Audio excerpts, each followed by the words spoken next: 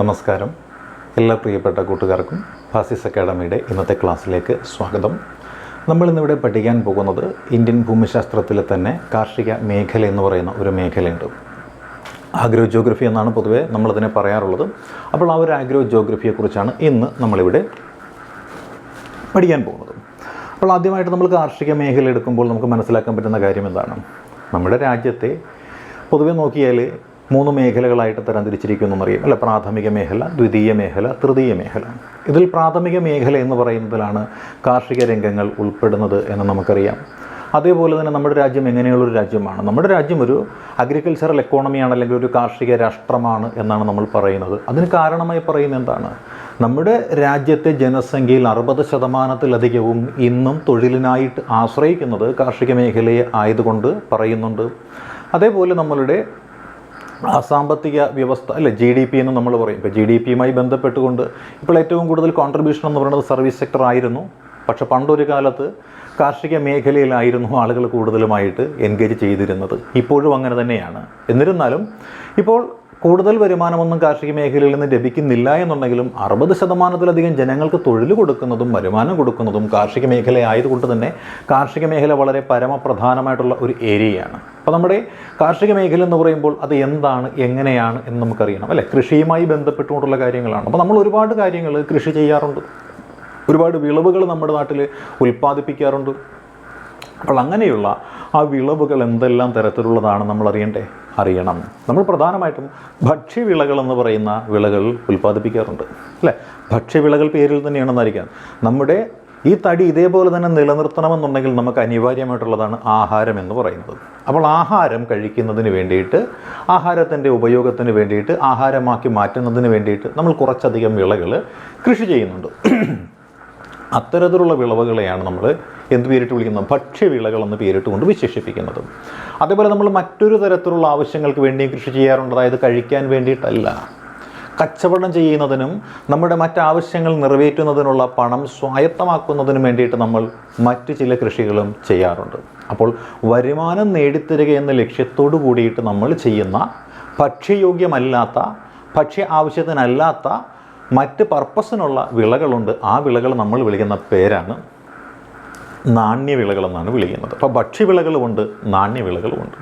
ഇനി ഇതേപോലെ തന്നെ നമ്മൾ നോക്കിയാലോ, ഭക്ഷ്യപരമായ ആവശ്യങ്ങൾക്കും ഉപയോഗിക്കാം കാശ് ഉണ്ടാക്കാനായിട്ട്. അതായത് നാണ്യവിളകൾ എന്നുള്ള ശ്രേണിയിലും പെടുത്താൻ പറ്റുന്ന കുറച്ച് വിളകളുണ്ട്. അത്തരത്തിലുള്ള വിളകളും ഉണ്ട് ഇവിടെ. അവ ഏതെന്ന് ചോദിച്ചാൽ അവയെ നമ്മൾ പറയുന്ന പേരാണ് പാനീയ വിളകൾ എന്നാണ് പറയുന്നത്. പാനീയം അല്ലെ, നമുക്ക് കുടിക്കാനായിട്ട് ഉപയോഗിക്കുന്ന വിവിധ തരം പാനീയങ്ങൾ നമുക്കറിയാം. അപ്പോൾ അത്തരത്തിലുള്ള പാനീയ വിളകളും ഇവിടെയുണ്ട്. അപ്പോൾ വിവിധ ആവശ്യങ്ങൾക്ക് വേണ്ടി ഒരുപാട് വിളകൾ നമ്മുടെ നാട്ടിൽ, നമ്മുടെ നാട്ടുകാരായിട്ടുള്ള ആൾക്കാർ കൃഷി ചെയ്യുന്നുണ്ട്. അപ്പോൾ നമ്മളൊരു കാർഷിക രാജ്യമാണെന്നാണ് നമ്മൾ പറയുന്നത് അല്ലേ. അപ്പോൾ അങ്ങനെയുള്ള ഈ നമ്മുടെ നാട്ടിൽ കാർഷിക കാലങ്ങളുണ്ട്. ആ കാർഷിക കാലങ്ങളെ എങ്ങനെയാണ് നമ്മൾ തരംതിരിക്കുന്നതെന്ന് കൂടി അറിയേണ്ടതുണ്ട്. മഴക്കാലമെന്നും മഞ്ഞുകാലമെന്നും വേനൽക്കാലമെന്നും പറയുന്ന 3 പ്രധാനപ്പെട്ട കാലാവസ്ഥകളാണ് നമുക്കുള്ളത്. ഈ 3 കാലാവസ്ഥകളിലും നമ്മുടെ നാട്ടിലെ കർഷകർ എന്ത് ചെയ്യാറുണ്ട്? കൃഷി ചെയ്യാറുണ്ട്. അപ്പോൾ കൃഷി ചെയ്യുന്നത് ഒരേ വിളവ് തന്നെയാണോ എന്ന് ചോദിച്ചാൽ ചില സ്ഥലങ്ങളിലെല്ലാം ഒരേ വിളവ് തന്നെയായിരിക്കും. പക്ഷേ മറ്റു പല സ്ഥലങ്ങളിലും കാലാവസ്ഥയിലെ ഏറ്റക്കുറച്ചിലുകളും വൈജാത്യങ്ങളും ഉള്ളതുകൊണ്ട് ഒരേ വിളവ് തന്നെ കൃഷി ചെയ്യുക എന്നുള്ളത് വളരെ പ്രയാസകരമായിട്ടുള്ള കാര്യമാണ്. അതുകൊണ്ട് എന്ത് ചെയ്യുന്നുണ്ട്? വിളവുകളിൽ വ്യതിയാനമെല്ലാം വരുത്താറുണ്ട്. അപ്പോൾ ഓരോ കാലഘട്ടത്തിനും അല്ലെങ്കിൽ ഓരോ സീസണിനും പ്രത്യേകം വിളവുകൾ ആണ് നമ്മുടെ നാട്ടിലെ പ്രധാനമായിട്ടും ജനങ്ങളിലേക്ക് എത്തിച്ചേരുന്നത്. അപ്പോൾ അങ്ങനെയുള്ള ആ കാർഷിക കാലങ്ങൾ, കാർഷിക വിളകൾ, കാർഷിക കാലങ്ങളും കാർഷിക വിളകളും ഒക്കെയാണ് നമ്മൾ ഇവിടെ ഒന്ന് നോക്കാനായിട്ട് പോകുന്നത് അല്ലേ. അപ്പോൾ നമ്മൾ ആദ്യമായിട്ട് പറഞ്ഞ എന്താണ്? മൺസൂൺ എന്ന് പറയുന്നൊരു കാലഘട്ടമുണ്ട് അല്ലേ. മൺസൂൺ കാലഘട്ടം, മൺസൂണിൻ്റെ മാസം നമുക്കറിയാം അല്ലേ. ജൂൺ, ജൂലൈ, ഓഗസ്റ്റ്, സെപ്റ്റംബർ വരെയുള്ളൊരു കാലഘട്ടം. അല്ലെങ്കിൽ നമുക്ക് വേണമെങ്കിൽ അതുവരെ പറയാൻ പറ്റും. മാക്സിമം ഒക്ടോബർ വരെ വേണമെങ്കിൽ പറയാൻ പറ്റും, അതിനപ്പുറം പറയാൻ പറ്റില്ല അല്ലേ. ജൂൺ, ജൂലൈ, ഓഗസ്റ്റ്, സെപ്റ്റംബർ വരെയുള്ളൊരു 4 മാസ കാലഘട്ടമുണ്ട്. ഈ 4 മാസ കാലഘട്ടം എന്നുള്ളത് മഴ ആരംഭിക്കുന്നു.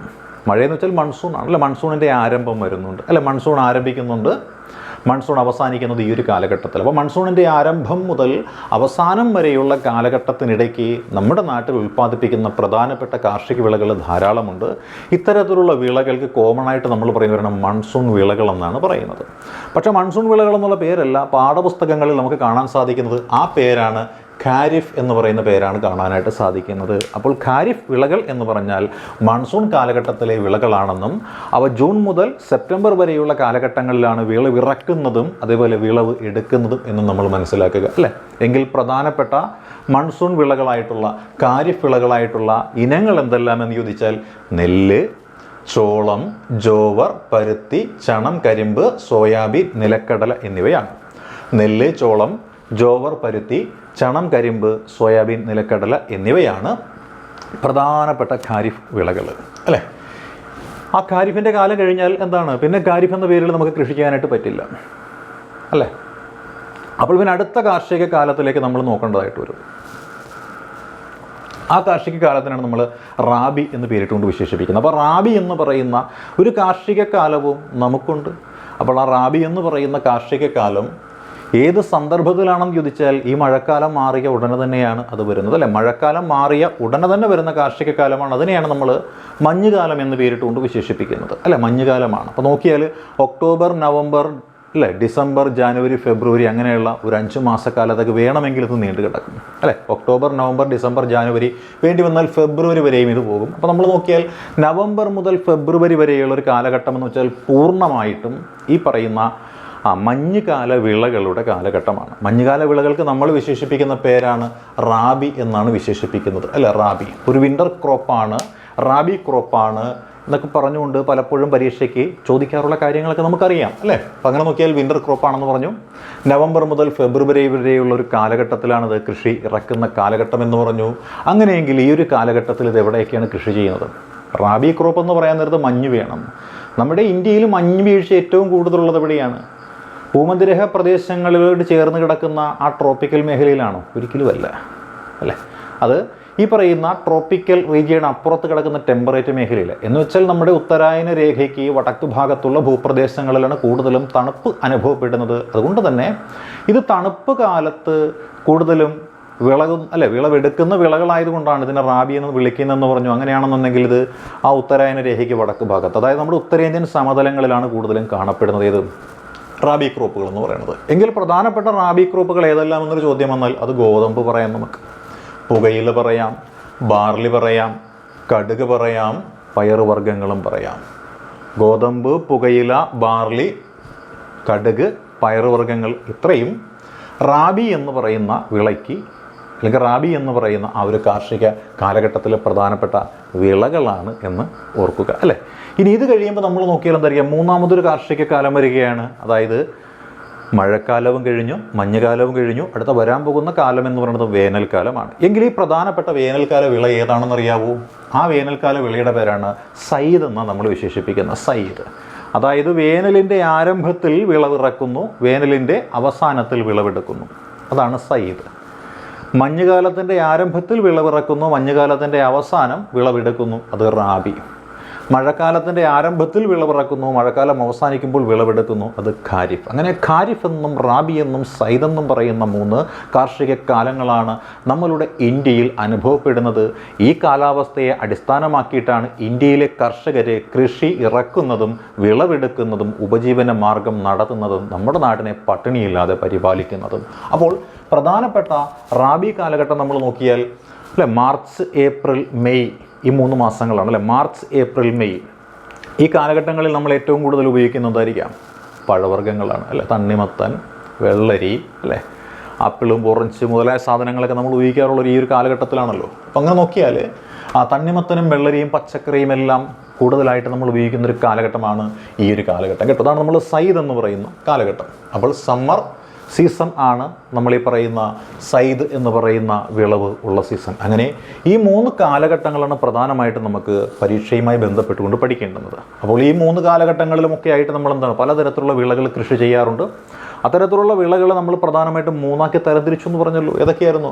ഭക്ഷ്യവിള, നാണ്യവിള, പാനീയ വിളകൾ എന്നിങ്ങനെയാണ് തരംതിരിച്ചു വെച്ചിരിക്കുന്നത്. അപ്പം ഭക്ഷ്യവിള എന്ന് വെച്ചാൽ കഴിക്കാനുള്ള വിളകളെയാണ് നമ്മൾ ഭക്ഷ്യവിളകൾ എന്ന് പറയുന്നത്. അതായത് ഭക്ഷ്യയോഗ്യമായിട്ടുള്ള വിളകളെ പൊതുവായി നമ്മൾ വിശേഷിപ്പിക്കുന്ന പേരാണ് ഭക്ഷ്യവിളകൾ എന്ന് പറയുന്നത്. എന്നാൽ അതേപോലെ തന്നെ എന്തായിരിക്കാം, ഭക്ഷ്യയോഗ്യമല്ലാത്തതാണോ എന്ന് ചോദിച്ചാൽ അല്ല എന്ന് നമുക്ക് പറയാൻ പറ്റും. എന്നാൽ അത് സംസ്കരിച്ചെടുത്തു കഴിഞ്ഞാൽ ചിലപ്പോൾ ഭക്ഷ്യയോഗ്യമായി എന്നും വരാം. പക്ഷേ പ്രധാനമായിട്ടും ആഹാരം എന്ന് പറയുന്ന ആവശ്യത്തിനല്ല ഇത് നമ്മൾ കൃഷി ചെയ്യുന്നത്. മറിച്ച് നമ്മുടെ നിത്യോപയോഗ സാധനങ്ങൾ, നിത്യജീവിതത്തിന് അനിവാര്യമായ പണം അല്ലേ, അത് സ്വന്തമാക്കുന്നതിന് വേണ്ടിയിട്ട് നമ്മൾ കൃഷി ചെയ്ത് കച്ചവടം ചെയ്യുന്ന വിളകളുണ്ട്. ഇവയെ ആണ് നമ്മൾ നാണ്യവിളകളെന്ന് പറയുന്നത്. ഇതിനപ്പുറത്ത് ചില വിളകളുണ്ട്. എന്തായിരിക്കാം?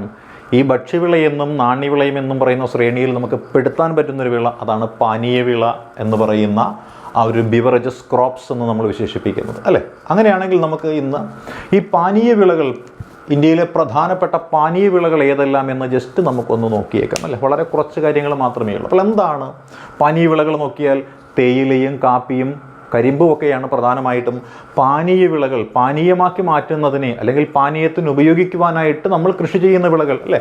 തേയില ഇട്ട് കഴിഞ്ഞാൽ എന്താ, ഇത് ചായയായിട്ട് മാറുന്നു അല്ലേ. അതേപോലെ തന്നെ ആയിരിക്കാം കാപ്പി കൊടുത്തു കഴിഞ്ഞാൽ എന്തായിരിക്കും, അത് കോഫി ആയിട്ട് മാറുന്നു അല്ലേ. അതുപോലെ പഞ്ചസാര കൊടുത്തു കഴിഞ്ഞാലോ മറ്റ് ഇതര ജ്യൂസ്, മറ്റ് കാര്യങ്ങൾ എന്ത് വേണമെങ്കിലുമായി നമുക്കിത് മാറ്റാനായിട്ട് സാധിക്കുന്നതാണ്. അപ്പോൾ നമുക്ക് നോക്കാം അല്ലേ, തേയിലയുമായി ബന്ധപ്പെട്ടുകൊണ്ട് ഈ തേയിലയ്ക്ക് ഒരു ശാസ്ത്രീയ നാമം എന്ന് പറയുന്നതായിരിക്കാം കമേലിയ സിനൽസസ് എന്ന് പറയുന്നതാണ് ഇതിൻ്റെ ഒരു ശാസ്ത്രീയ നാമമായിട്ട് പൊതുവെ പറഞ്ഞു കേൾക്കാറുള്ളൂ അല്ലേ. കമേലിയ സിനൽസസ് എന്ന് പറയാറുണ്ട്. പിന്നെ ഇത് നമ്മുടെ നാട്ടിലും ഉണ്ട്, ചൈനയിലും ഉണ്ടായിരുന്നു, വിവിധ രാഷ്ട്രങ്ങളിൽ എല്ലായിടത്തും ഉണ്ടായിരുന്നു. ഈ പറയുന്ന തേയില എന്ന് പറയുന്നത് നമുക്ക് മറ്റൊരിടത്തുനിന്ന് കൊണ്ടുവരേണ്ട ആവശ്യം ഉണ്ടായില്ല. കാര്യം നമ്മുടെ നാട്ടിൽ ഇത് ആസാമിലെ കുന്നുകളിലാണ് ഉണ്ടായിരുന്നത്. ആസാമിലെ കുന്നുകളിലുണ്ടായിരുന്നു. ആസാമിലെ കുന്നുകളിൽ നമ്മുടെ ഈ തേയില എന്ന് പറയുന്ന ഇനം നമ്മൾ കണ്ടെത്തിയത് എന്ന് വെച്ചാൽ 1823 ഇവിടെ തേയില എന്ന് പറയുന്ന സംഭവം നമ്മൾ കണ്ടെത്തിയത് അല്ല. തേയില നമുക്ക് കണ്ടെത്താൻ സാധിച്ചത് ആസാമിലെ കുന്നുകളിലാണ്. അത് 1823 ഇവിടെ ഉണ്ടായിരുന്നൊരു ബ്രിട്ടീഷുകാരനായ മേജർ റോബർട്ട് ബ്രൂസ് ഉണ്ട്. ഈ മേജർ റോബർട്ട് ബ്രൂസ് മുൻകൈയെടുത്താണ് ഈ പറയുന്ന തേയില എന്ന് പറയുന്ന കൃഷി നമ്മുടെ ഈ ഇന്ത്യയിൽ ആരംഭിച്ചത്. അദ്ദേഹമാണ് തേയില എന്ന് പറയുന്നത് നമ്മുടെ ആസാമിലെ കുന്നിൻ ചെരുവിലുണ്ട് എന്ന് കണ്ടെത്തിയത്. ഇപ്പോൾ തേയില ഉൽപ്പാദനവുമായി ബന്ധപ്പെട്ട് നോക്കിക്കഴിഞ്ഞാൽ അല്ലേ, ആഗോള വിപണിയുടെ 28% എന്ന് പറയുന്നത് നമ്മുടെ കയ്യിലാണ്, ഇന്ത്യയുടെ കയ്യിലാണല്ലേ. ആഗോള വിപണിയുടെ 28% എന്ന് പറയുന്നത് നമ്മൾ ഇന്ത്യക്കാരുടെ കൈവശമാണ്. ഇനി കയറ്റുമതിയുടെ കാര്യം നമ്മൾ നോക്കിയാലോ, 2ാമത്തെ സ്ഥാനത്താണ് അല്ലേ, 2nd പൊസിഷനിലാണ് നമ്മൾ സ്ഥിതി ചെയ്യുന്നത്. അപ്പോൾ കയറ്റുമതിയുടെ കാര്യത്തിൽ 2ാം സ്ഥാനത്ത് നിൽക്കുന്നത് നമ്മളാണ് അല്ലേ. കയറ്റുമതിയുടെ കാര്യത്തിൽ 1ാം സ്ഥാനത്ത് ആരാണ്? അത് ചൈനയാണ്. അപ്പോൾ ചൈന 1ാം സ്ഥാനത്തും ഇന്ത്യ 2ാം സ്ഥാനത്തുമാണ് തേയില ഉൽപ്പാദനത്തിലും കയറ്റുമതിയിലും. നമ്മൾ ഏകദേശം അന്താരാഷ്ട്ര വിപണിയുടെ 28% നമ്മുടെ ഉൽപ്പന്നമാണ് കയറ്റുമതി ചെയ്യുന്നത്. അങ്ങനെ 2ാം സ്ഥാനത്ത് നമ്മൾ നിൽക്കുന്നുണ്ട് അല്ലേ. ഇത് നോക്കിയാൽ തേയില കൃഷിക്ക് അനിവാര്യമായിട്ടുള്ള ചില ഘടകങ്ങളുണ്ട്. എന്തെല്ലാം ഘടകങ്ങളാണ് തേയില കൃഷിക്ക് അനിവാര്യമായിട്ടുള്ളത് എന്ന് നമുക്കൊന്ന് നോക്കിയേക്കാം അല്ലേ. അതിലാദ്യമായി നോക്കിക്കഴിഞ്ഞാൽ എന്തായിരിക്കാം, അനിവാര്യമായത് താപനിലയാണ്. അപ്പോൾ തേയില കൃഷിക്ക് അനിവാര്യമായ താപനില എത്രയാണ്? 25 ഡിഗ്രി സെൽഷ്യസിനും 30 ഡിഗ്രി സെൽഷ്യസിനും ഇടയിലാണ് തേയില കൃഷിക്ക് അനിവാര്യമായിട്ടുള്ള താപനില എന്ന് പറയുന്നത്. അപ്പോൾ തേയില കൃഷിക്ക് അനിവാര്യമായിട്ടുള്ള താപനില 25 ഡിഗ്രി സെൽഷ്യസിനും 30 ഡിഗ്രി സെൽഷ്യസിനും ഇടയിലാണ് തേയില കൃഷിക്ക് അനിവാര്യമായിട്ടുള്ള താപനില എന്ന് പറയുന്നത്. പിന്നെയോ താപനില മാത്രം മതിയോ ഇവിടെ? പോരാ, മഴയും കൂടി അനിവാര്യമാണ്. അപ്പോൾ മഴയും വേണം. എത്രയാണ് ഇവിടെ അനിവാര്യമായ മഴ? 200 സെൻറ്റിമീറ്ററിനും 250 സെൻറ്റിമീറ്ററിനും ഇടയിൽ മഴ കിട്ടുന്ന പ്രദേശമാണെങ്കിൽ അവിടെ നമുക്ക് തേയില കൃഷി ചെയ്യാം. പക്ഷേ 25 ഡിഗ്രി സെൽഷ്യസിനും 30 ഡിഗ്രി സെൽഷ്യസിനും ഇടയിൽ വെയിൽ കൂടി അവിടെ ഉണ്ടാവണം. മാത്രമല്ല ജൈവാംശം ഉണ്ടാവണം, നല്ല വളക്കൂറുള്ള മണ്ണുണ്ടാവണം. വളക്കൂറുള്ള മണ്ണ് മാത്രം പോരാ, വെള്ളം അവിടെ തിങ്ങി നിൽക്കാൻ പറ്റില്ല. ഒഴിച്ചു കൊടുക്കുന്ന വെള്ളം എന്ത് വേണം? അവിടെ കെട്ടിക്കിടക്കാൻ പാടില്ല. നീർവാർച്ചയുള്ള മണ്ണ് അവിടെ ഉണ്ടായിരിക്കണം എന്ന് പറയുന്നുണ്ട്. മാത്രമല്ല കുന്നിൻ ചെരുവുകൾ, അതായത് നീർവാർച്ച എന്ന് പറയുന്നത് കുന്നിൻ ചെരുവിൽ ഉണ്ടാവില്ല. കാര്യം മുകളിൽ നിന്ന് ഇങ്ങനെ ഒഴുകി ഒഴുകി വെള്ളം താഴത്തേക്ക് പോകുന്നു തട്ടുതട്ടായ പ്രദേശങ്ങളിൽ. അതുകൊണ്ടാണ് തേയില കൃഷി എന്ന് പറയുന്നത് കുന്നിൻ ചെരുവുകളിൽ നമ്മൾ ചെയ്യുന്നതായിട്ട് കണക്കാക്കുന്നത് അല്ലേ. തേയില കൃഷി കുന്നിൻ ചെരുവിലാണ് കൂടുതലും നമ്മൾ കണ്ടിട്ടുള്ളത്. അപ്പോൾ അങ്ങനെ നീർവാർച്ച ഉള്ള മണ്ണ് വേണം, കുന്നിൻ ചെരുവ് വേണം, ജൈവാംശം വേണം, മഴ വേണം, താപനില വേണം.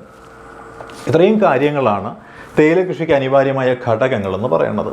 ഇനി നമ്മൾ നോക്കിയാൽ നമ്മുടെ ഇന്ത്യയിൽ തേയില ഉൽപ്പാദിപ്പിക്കുന്ന പ്രധാനപ്പെട്ട സംസ്ഥാനങ്ങൾ ഏതെല്ലാം? എന്തെങ്കിലും ധാരണയുണ്ടോ? ഉണ്ട് നമുക്ക് അല്ലേ. ആസാം, നമ്മൾ കേട്ടിട്ടുണ്ടല്ലോ, ആസാം എന്ന് പറയുന്നതാണ് ആ തേയിലത്തോട്ടം. ടീ സ്റ്റേറ്റ് ഓഫ് ഇന്ത്യ എന്ന് നമ്മൾ വിശേഷിപ്പിക്കുന്നത് ആസാമിനെയാണ്. തേയില ഉൽപ്പാദനത്തിൽ നമ്പർ 1 എന്ന് പറയുന്നത് ആരാണ്? ആസാം എന്ന് പറയുന്ന സ്ഥലം തന്നെയാണ് അല്ലേ. ഗുവാഹത്തി ടീ ഓപ്ഷൻ സെൻറ്റർ എന്ന് പറഞ്ഞുകൊണ്ട് ലോകത്തിൽ ഏറ്റവും വലിയ തേയില വിപണിയുള്ളതും എവിടെയാണ്? ആസാമിലാണ് അല്ലേ. ഗുവാഹത്തി ടീ ഓപ്ഷൻ സെൻറ്റർ എന്ന് പറയുന്നത് എവിടെയാണ്? ഗുവാഹത്തിയിൽ ആണ് എന്ന് നമുക്കറിയാം അല്ലേ. ഇനി ഇതേപോലെ നമ്മൾ നോക്കിയാലോ മറ്റിതര സംസ്ഥാനങ്ങൾ ഏതൊക്കെയാണ്? ആസാമുണ്ട്, കേരളമുണ്ട്, തമിഴ്നാടുണ്ട്, വെസ്റ്റ് ബംഗാളുണ്ട്, ത്രിപുരയുണ്ട്, മേഘാലയമുണ്ട്, ഹിമാചൽ പ്രദേശുണ്ട്, ഉത്തരാഖണ്ഡ് ഉണ്ട്. അപ്പോൾ ഉത്തരാഖണ്ഡ്, ഹിമാചൽ പ്രദേശ്, മേഘാലയ, ത്രിപുര, വെസ്റ്റ് ബംഗാൾ, ആസാം, ഈ പ്രദേശങ്ങളൊക്കെയാണ് അല്ലെങ്കിൽ ഈ സംസ്ഥാനങ്ങളൊക്കെയാണ് നമ്മുടെ ഇന്ത്യയിൽ തേയില ഏറ്റവും കൂടുതലായിട്ട് കൃഷി ചെയ്യുന്ന സംസ്ഥാനങ്ങൾ എങ്കിലും ഒന്നാം സ്ഥാനത്ത് നിൽക്കുന്നത് ആസാമും രണ്ടാം സ്ഥാനത്ത് നിൽക്കുന്നത് പശ്ചിമ ബംഗാളും ആണ്. ഇനി നമ്മൾ നോക്കിയാൽ ഈ തേയിലയ്ക്ക് ഒരുപാട് ജിയോഗ്രാഫിക്കൽ ഇൻഡിക്കേഷൻ ടാഗ് കിട്ടാറുണ്ട്, അല്ലെ, GI ടാഗ്, ഭൂമിശാസ്ത്ര സൂചിക പദവി കിട്ടാറുണ്ട്. അത്തരത്തിൽ ഭൂമിശാസ്ത്ര സൂചിക പദവി 2005 കിട്ടിയ ഒരു ടീയാണ് കങ്കര ടീ എന്ന് പറയുന്നത്, അല്ലെ, കങ്കര വാലിയിലുള്ള ടീയാണ് കങ്കര ടീ എന്ന് പറയുന്നത്. ആസാം ആപ്പിൾ വാലി ടീ നമ്മൾ കേട്ടല്ലോ, പരസ്യങ്ങളൊക്കെ നമ്മൾ കേട്ടിട്ടുള്ളതാണ്. അപ്പോൾ അങ്ങനെ നോക്കിയാൽ GI ടാഗ് കിട്ടിയ തേയിലയുടെ പേരാണ് കങ്കര ടീ എന്നാണ് പറയുന്നത്. ഇത് 2005 ഇതിന് GI ടാഗ് കിട്ടിയത്, അല്ലേ. ഇത് നമ്മുടെ കേരളത്തിലുമുണ്ട്, ഇടുക്കിയും അതേപോലെ തന്നെ വയനാട് മുതലായ ജില്ലകളെന്ന് പറയുന്നത് ഏതാണ്, തേയില കൃഷി കൂടുതലായിട്ട് ചെയ്യുന്ന ആ പ്രദേശങ്ങളാണെന്ന് നമുക്കറിയാം. അതേപോലെ നമ്മുടെ ഇവിടെ ഒരു ഇടപാട് നടന്നിട്ടുണ്ടായിരുന്നു, അല്ലേ. പൂഞ്ഞാർ രാജവംശത്തിലെ ഒരു രാജാവായിരുന്ന കേരള വർമ്മയും അതേപോലെ മേജർ, അല്ലേ, ജോൺ മൺറോ എന്ന് പറയുന്ന ഒരു ബ്രിട്ടീഷുകാരനായ ഉദ്യോഗസ്ഥനുമായിട്ടൊരു ഇടപാടുണ്ടായി. 1877 ഈ ഒരു ഇടപാട് നടന്നത്. ആ ഇടപാടിൻ്റെ ഭാഗമായിട്ടാണ് കണ്ണൻ ദേവൻ മലനിരകൾ എന്ന് പറയുന്ന ഒരു മല മുഴുവനും തേയില കൃഷി ചെയ്യുവാനായിട്ട് ബ്രിട്ടീഷുകാർക്ക് ലഭിച്ചിട്ടുള്ളത്. അപ്പോൾ ഈ പഠിച്ചിരിക്കുന്നത് മൊത്തം നമ്മളെന്താണ്, തേയിലയുമായി ബന്ധപ്പെട്ടിട്ടുള്ള കാര്യങ്ങളാണെങ്കിൽ ഇനി നമുക്ക് പഠിക്കുവാനായിട്ടുള്ള എന്താണ്, കാപ്പിയുമായി ബന്ധപ്പെട്ടിട്ടുള്ള കുറച്ച് കാര്യങ്ങളാണ്, അല്ലേ. കാപ്പി എന്ന് വെച്ചാൽ എന്താണ്, തേയിലയാണ്, ആണോ? അല്ല. കാപ്പി എന്ന് വെച്ചാൽ കോഫി ആയിട്ട് നമ്മൾ ഉപയോഗിക്കുന്ന, അല്ലേ. തേയിലയ്ക്ക് പകരമായിട്ട് പല ആൾക്കാരും കാപ്പി എന്ന് പറയുന്നത് ഉപയോഗിക്കാറുണ്ട്, അല്ലേ. ചില ആൾക്കാർ ഇത് രണ്ടും ഉപയോഗിക്കാറുണ്ട്, ചിലർക്ക് ഏതെങ്കിലും ഒന്നേ പറ്റുകയുള്ളൂ. പക്ഷേ ഇവിടെ നമ്മൾ നോക്കുന്ന കാപ്പിയെ പറ്റിയാണ്, അല്ലേ. ഇതൊരു ഉഷ്ണമേഖലയിൽ കാണപ്പെടുന്ന ഒരു പാനീയ വിളയാണ് കാപ്പി എന്ന് പറയുന്നത്. അപ്പോൾ ഉഷ്ണമേഖലയിൽ കാണപ്പെടുന്ന ഒരു പാനീയ വിളയാണ് കോഫി എന്ന് പറയുന്നത്. കോഫിക്ക് ഒരു ജന്മദേശമുണ്ട്. കോഫിയുടെ ജന്മദേശം എന്ന് പറയുന്നത് എത്യോപ്യയാണ്, അല്ലേ. എത്യോപ്യ പഴയ കാലത്ത് അബിസീനിയ എന്ന പേരിൽ അറിയപ്പെട്ടിരുന്ന പ്രദേശമാണ് എത്യോപ്യ. ആ എത്യോപ്യയാണ് കാപ്പിയുടെ ജന്മദേശമായിട്ട് അറിയപ്പെടുന്നത്. കാപ്പി ഇന്ത്യയിലേക്ക് വന്നത് 17-ാം നൂറ്റാണ്ടിലാണ്. അപ്പോൾ കാപ്പിയെ ഇന്ത്യയിലേക്ക് കൊണ്ടുവന്നതാണ്, അത് 17-ാം നൂറ്റാണ്ടിലാണ് കൊണ്ടുവന്നത്. അങ്ങനെ കൊണ്ടുവന്ന വ്യക്തിയായിരുന്നു ഒരു അറബിയക്കാരനായ അല്ലെങ്കിൽ ഒരു സൂഫി സന്യാസിയായിട്ടുള്ള ഒരു മുസ്ലിം പണ്ഡിതനായിട്ടുള്ള ബബാബുദ്ദീൻ എന്ന് പറയുന്ന ഒരു വ്യക്തിയാണ് കേട്ടോ. ബബാബുദ്ദീൻ എന്ന് പറയുന്ന ഒരു വ്യക്തിയാണ് ഇതിനെ കൊണ്ടുവന്നിരിക്കുന്നത്, അല്ലേ. പിന്നെയോ ഏറ്റവും കൂടുതൽ കോഫി എന്ന് പറയുന്നത് എവിടെയാണ് കാണപ്പെടുന്നതെന്ന് ചോദിച്ചാൽ ഈ പറയുന്ന ബബാബുദ്ദീൻ എന്ന് പറയുന്ന വ്യക്തി വന്നത് ബാമിനി സാമ്രാജ്യവുമായി ബന്ധപ്പെട്ടിട്ടുള്ള ഡെക്കാൻ പ്രദേശങ്ങളിലായിരുന്നു. അതുകൊണ്ട് തന്നെ ആ ഡെക്കാൻ പ്രദേശങ്ങളിൽ കാണപ്പെടുന്ന കർണാടക സംസ്ഥാനത്തിൻ്റെ ഭാഗങ്ങളിലാണ് ഈ പറയുന്ന കാപ്പി കൃഷി ഏറ്റവും കൂടുതൽ അന്നത്തെ കാലത്ത് പ്രചരിച്ചിരുന്നത്. അതിൽ തന്നെ ചിക്കമംഗളൂർ, കൊടക്, ഹസൻ എന്നീ ജില്ലകൾ, ചിക്കമംഗളൂർ, കൊടക്, ഹസൻ എന്നീ ജില്ലകളാണ് ഏറ്റവും കൂടുതലായിട്ട് കോഫി ഉൽപ്പാദിപ്പിക്കുന്നത്. അതിൽ തന്നെ ചിക്കമംഗളൂർ കോഫിയാണ് ഇന്ത്യയിൽ ഉൽപ്പാദിപ്പിക്കുന്ന ഏറ്റവും ബെസ്റ്റ് കോഫി എന്ന് വേണമെങ്കിൽ നമുക്ക് പറയുവാനായിട്ട് സാധിക്കുന്നതാണ്. പിന്നെയോ കാപ്പി ഉൽപ്പാദിപ്പിക്കുന്ന സംസ്ഥാനങ്ങൾ ഏതെന്ന് ചോദിച്ചാൽ നമുക്ക് കർണാടകത്തിൻ്റെയും കേരളത്തിൻ്റെയും തമിഴ്നാടിൻ്റെയും പേര് പറയാൻ സാധിക്കും. കാര്യം നീലഗിരി കുന്നുകളുമായി ബന്ധപ്പെട്ട് ചേർന്ന് കിടക്കുന്ന സംസ്ഥാനങ്ങളാണ് കേരളവും കർണാടകവും തമിഴ്നാടും. ഈ പറയുന്ന കാപ്പിച്ചെടി എന്ന് പറയുന്നതിൻ്റെ ആ ഒരു വളർച്ച പൂർത്തീകരിച്ച് കാപ്പിയുടെ ഉൽപ്പാദനത്തിന് ഏറ്റവും കൂടുതൽ സഹായിക്കുന്ന ഒരു ചെറിയ മഴയുണ്ട്. നമ്മളതിനെപ്പറ്റി പഠിച്ചിട്ടുള്ളതാണ്. ആ മഴയുടെ പേരാണ്, കർണാടകത്തിലെ കാപ്പിത്തോട്ടങ്ങളെ വിളവെടുക്കുവാൻ പര്യാപ്തമാക്കുന്ന കാറ്റിൻ്റെ പേരാണ് ചെറി ബ്ലോസം എന്ന് നമ്മൾ കാലാവസ്ഥ പഠിച്ചപ്പോൾ പഠിച്ചതാണ്. ഞാൻ തന്നെയാണ് ക്ലാസ് എടുത്തിരിക്കുന്നത്. എത്ര പേർക്ക് ഓർമ്മയുണ്ടെന്നറിയില്ല. ഓർമ്മയുള്ളവരൊന്ന് കമൻറ്റ് ചെയ്തേക്കും കേട്ടോ. അപ്പോൾ അങ്ങനെ നമ്മൾ നോക്കിയതാണ്. ഇനിയോ ഇത് നമ്മൾ നോക്കിയാൽ ഈ കാപ്പി എന്ന് പറയുന്നത് പല പല വെറൈറ്റി ഉണ്ട്.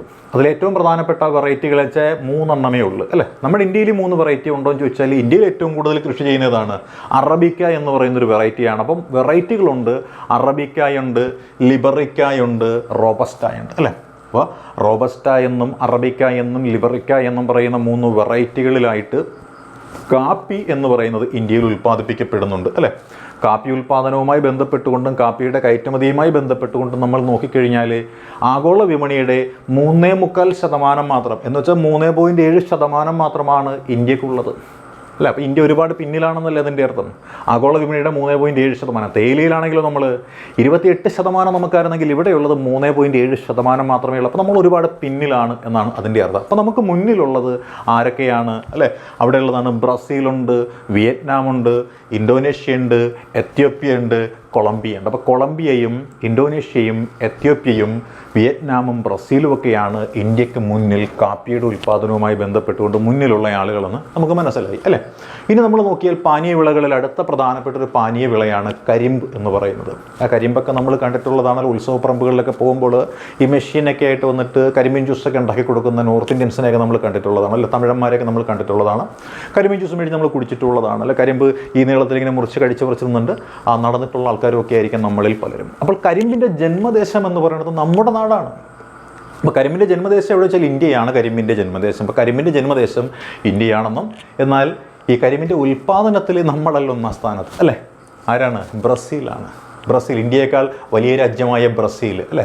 വലിപ്പത്തിൽ 5ാം സ്ഥാനത്ത് നിൽക്കുന്ന രാജ്യമായ ബ്രസീലാണ് 1ാം സ്ഥാനത്ത്, 7ാം സ്ഥാനത്ത് നിൽക്കുന്ന രാജ്യമായ ഇന്ത്യയാണ് 2ാം സ്ഥാനത്ത്. അപ്പോൾ വലിപ്പത്തിൻ്റെ കാര്യത്തിൽ ഇന്ത്യയേക്കാൾ മുമ്പിലുള്ള ബ്രസീലാണ്. കരിമ്പിൻ്റെ ഉൽപ്പാദനത്തിൻ്റെ കാര്യത്തിൽ നമ്മളെക്കാൾ മുൻപന്തിയിലുള്ളത്. ഇതെവിടെയാണ് കാണപ്പെടുന്നതെന്ന് ചോദിച്ചാൽ ഉഷ്ണമേഖലയിൽ കാണപ്പെടുന്നുണ്ട്, ഉപോഷ്ണമേഖലയിലും കാണപ്പെടുന്നുണ്ട്. പക്ഷേ ഉഷ്ണമേഖലയിലുള്ള കരിമ്പിനാണ് മധുരം കൂടുതലുള്ളത്, അല്ലെങ്കിൽ hectare per yield per hectare കൂടുതലുള്ളത്. അതായത് ഒരു ഹെക്ടർ സ്ഥലത്ത് കൃഷി ചെയ്യുന്ന വിളവെടുത്ത് നമ്മൾ അതിൽ നിന്നും ഉൽപ്പന്നമാക്കി കഴിയുമ്പോൾ ഏറ്റവും കൂടുതൽ മൂല്യമുള്ളത്, അല്ലെങ്കിൽ ഏറ്റവും കൂടുതൽ അളവുള്ളത്, തൂക്കമുള്ളത് ഉഷ്ണമേഖലയിൽ കാണപ്പെടുന്ന കരിമ്പിനാണ്. അതാണ് ഈൽഡ് പെർ ഹെക്ടർ എന്ന് നമ്മൾ ഉദ്ദേശിക്കുന്നത്. അങ്ങനെ നോക്കിയാൽ തമിഴ്നാട്ടിലെ കരിമ്പിൽ നിന്നാണ് ഏറ്റവും കൂടുതൽ പഞ്ചസാര കിട്ടുന്നത്. തമിഴ്നാട്ടിൽ ഉൽപ്പാദിപ്പിക്കുന്ന കരിമ്പുണ്ടല്ലോ, അവിടുത്തെ കരിമ്പിനാണ് മധുരം കൂടുതലുള്ളത്, അല്ലെങ്കിൽ ആ ശതമാനം കണ്ടൻറ്റ് കൂടുതലുള്ളത്. വടക്കോട്ട് പോകുന്തോറും എന്തായിരിക്കാം, അതിൻ്റെ കണ്ടൻറ്റ് എന്ന് പറയുന്നത് കുറഞ്ഞുകൊണ്ടിരിക്കും. പക്ഷേ തമിഴ്നാട്ടിനേക്കാൾ കൂടുതൽ കരിമ്പ് കൃഷി കർണാടകത്തിലുണ്ട്, കർണാടകത്തിനേക്കാൾ കൂടുതൽ മഹാരാഷ്ട്രയിലുണ്ട്, മഹാരാഷ്ട്രയിലുള്ളതിനേക്കാൾ കൂടുതൽ ഉത്തർപ്രദേശിലുണ്ട്. ഉത്തർപ്രദേശിലാകെ കൃഷി ചെയ്യുന്ന ഭൂമിയുടെ 2/5 ഭാഗവും കൃഷി ചെയ്യുന്നത് കരിമ്പാണ്. അതുകൊണ്ട് തന്നെ നമ്മൾ ഉത്തർപ്രദേശിനെ വിളിക്കുന്ന പേരെന്തെന്നറിയാവോ? ഇന്ത്യയുടെ പഞ്ചസാര കിണ്ണമെന്ന് വിശേഷിപ്പിക്കുന്ന, ലോകത്തിൻ്റെ പഞ്ചസാര കിണ്ണമെന്ന് നമ്മൾ ക്യൂബയെ വിശേഷിപ്പിക്കുമ്പോൾ ഇന്ത്യയുടെ പഞ്ചസാര കിണ്ണമെന്ന് വിശേഷിപ്പിക്കുന്ന ആരെയാണ്? UP ആണ്, അല്ലേ? അപ്പോൾ നമ്മൾ നോക്കിയാൽ ഈ കരിമ്പ് കൃഷി ചെയ്യുന്നതിന് പ്രത്യേകമായിട്ട് ചില കാലാവസ്ഥകൾ അനുയോജ്യമാണ്. അതായത് 21 ഡിഗ്രി സെൽഷ്യസ് മുതൽ 27 ഡിഗ്രി സെൽഷ്യസ് വരെ ചൂടുണ്ടാവണം. അപ്പോൾ ചൂട് എത്ര വേണം? 21 ഡിഗ്രി സെൽഷ്യസിനും 27 ഡിഗ്രി സെൽഷ്യസിനും ഇടയിൽ ചൂടുണ്ടാവണം. മഴ വേണം. എത്രയാണ് മഴ? 75 സെൻറ്റിമീറ്ററിനും 100 സെൻറ്റിമീറ്ററിനും ഇടയിൽ ഇവിടെ മഴയും ഉണ്ടാവണം. അപ്പോൾ 75 സെൻറ്റിമീറ്ററിനും 100 സെൻറ്റിമീറ്ററിനും ഇടയിൽ മഴയുണ്ടാവണം. കൃഷി ചെയ്യാനായിട്ടുള്ള മണ്ണിന് പ്രത്യേകതയുണ്ട്. ആ മണ്ണ് കറുത്ത മണ്ണോ എക്കൽ മണ്ണോ ആയിരിക്കണം. അപ്പോൾ കറുത്ത മണ്ണ്, എക്കൽ മണ്ണ് എന്നീ മണ്ണിനങ്ങളാണ് കരിമ്പ് കൃഷിക്ക് ഏറ്റവും അത്യുത്തമമായിട്ടുള്ള മണ്ണിനങ്ങൾ, അല്ലേ? നമ്മൾ ലോകവിപണിയുടെ എത്രത്തോളം കരിമ്പ് ഉൽപ്പാദിപ്പിക്കുന്നു വെച്ചാൽ 19% കരിമ്പ് ഇന്ത്യയിൽ നിന്നാണ് ഉൽപ്പാദിപ്പിക്കപ്പെടുന്നത്. അപ്പോൾ ഇൻ്റർനാഷണൽ മാർക്കറ്റിൽ ചെല്ലുന്ന കരിമ്പിൻ്റെ 19% എന്ന് പറയുന്നത് ഇന്ത്യയിൽ നിന്നാണ്. അതായത് 1/5 കരിമ്പ് ഇന്ത്യയിൽ നിന്നാണ് ഉൽപ്പാദിപ്പിക്കുന്നത്. പിന്നെയോ നമ്മുടെ ഇന്ത്യയിലുള്ള ആകെ ഭൂമി നോക്കിയാലോ 2.4% ഭൂമിയിൽ നിന്നാണ് നമ്മൾ ഇത്രയും കരിമ്പ് ഉൽപ്പാദിപ്പിക്കുന്നതെന്ന് ഓർത്തേക്കുക, അല്ലേ? അപ്പോൾ ഇങ്ങനെ നോക്കിയാൽ ഈ UPയിൽ കരിമ്പുമായി ബന്ധപ്പെട്ടുകൊണ്ട് നമ്മൾ പറഞ്ഞു പഞ്ചസാര കിണ്ണമെന്നാണ് UPയെ വിളിച്ചെന്ന് പറഞ്ഞു. അവിടെയുള്ള കർഷകർ കൂടുതലും കരിമ്പാണ് കൃഷി ചെയ്യുന്നത് എന്ന് പറഞ്ഞു. അതുകൊണ്ട് തന്നെ UPയിലെ കരിമ്പ് കർഷകരെ സംരക്ഷിക്കുന്നതിനായിട്ട് ഒരു ആപ്പ് വന്നിട്ടുണ്ട്. ആപ്പിൻ്റെ പേരാണ് ഈ ഗന്ന ആപ്പ് എന്ന് പറയുന്നത്, അല്ലേ? ഈ ഗന്ന ആപ്പ് എന്ന് പറയുന്നത് UPയിലെ കരിമ്പ് കർഷകർക്ക് വേണ്ടിയിട്ടുള്ള ആപ്പാണ് എന്ന് ഓർത്തേക്കുക. അപ്പോൾ നമ്മളിപ്പോൾ പഠിച്ചത് കാർഷിക രംഗവുമായി ബന്ധപ്പെട്ടിട്ടുള്ള കാർഷിക കാലങ്ങളെ പറ്റി പഠിച്ചു. കാർഷിക വിളകൾ നമ്മൾ ഭക്ഷ്യവിള, നാണ്യവിള, പാനീയ വിളകൾ എന്നിങ്ങനെ 3ആയി തരംതിരിച്ചു. എന്നിട്ട് അതിൽ നിന്നും പാനീയ വിളകൾ മാത്രമാണ് പഠിച്ചത്. വരും ദിവസങ്ങളിൽ നമുക്ക് നാണ്യവിളകളെക്കുറിച്ചും ഭക്ഷ്യവിളകളെക്കുറിച്ചും വിശദമായി തന്നെ പഠിക്കാമെന്ന് പ്രത്യാശിച്ചുകൊണ്ട് നിർത്തുന്നു. All the best.